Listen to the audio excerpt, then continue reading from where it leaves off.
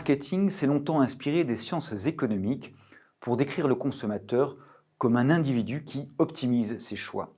Un individu qui n'hésite pas à changer de marque ou de fournisseur pour acheter toujours au mieux de ses intérêts.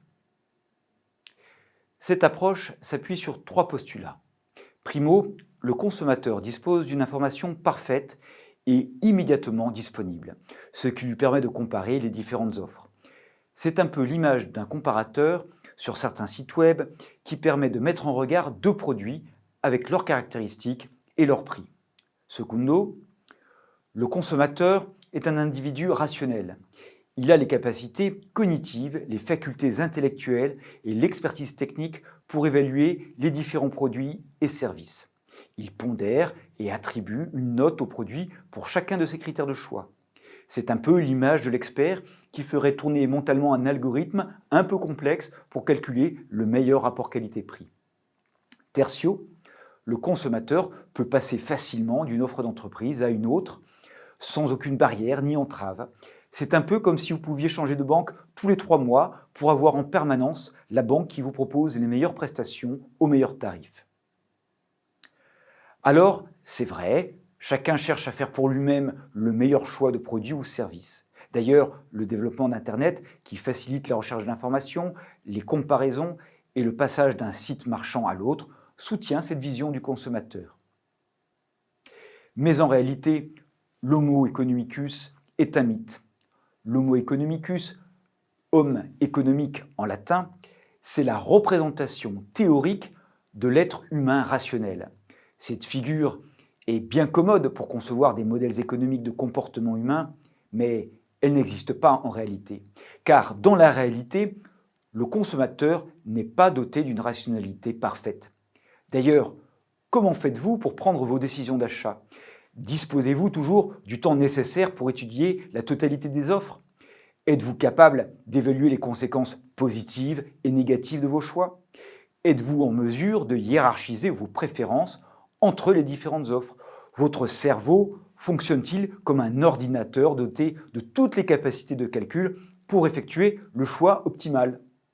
L'idée que les clients pourraient changer de fournisseur en un clin d'œil n'est pas toujours réaliste. Le changement est toujours anxiogène car il comporte un risque. Comme dit le proverbe, on sait ce que l'on quitte, on ne sait pas ce que l'on prend. Le nouveau fournisseur sera-t-il à la hauteur de nos attentes ? Nous a-t-il caché certains éléments ? Cette incertitude est un sérieux frein au changement de fournisseur. De plus, le changement occasionne parfois des coûts. Par exemple, lorsque la rupture du contrat entre le client et son fournisseur occasionne des pénalités. Les coûts de changement ne sont pas uniquement monétaires. Changer de fournisseur suppose également qu'il va falloir apprendre à travailler avec lui, connaître ses produits, ses procédures. Tout cela demande du temps et des efforts. Pour terminer, le client n'est pas uniquement un être froid.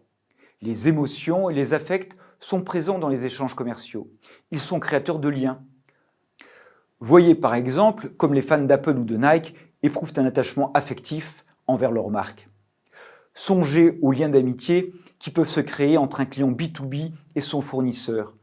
Ou pensez tout simplement aux relations cordiales que peut-être vous entretenez avec votre coiffeur ou votre boulanger. En résumé, la rationalité limitée des clients, le risque lié au changement, les coûts de changement et les liens affectifs empêchent finalement le consommateur de changer fréquemment de fournisseur pour optimiser ses choix. Tous ces facteurs expliquent que de nombreux clients s'engagent progressivement dans une relation durable avec leur fournisseur. L'engagement client se définit comme la volonté ou le désir de développer à long terme la relation avec le fournisseur ou la marque. Il comporte 3 caractéristiques. La préférence stable pour le fournisseur. La durée. Les clients se projettent sur une relation à long terme avec le fournisseur.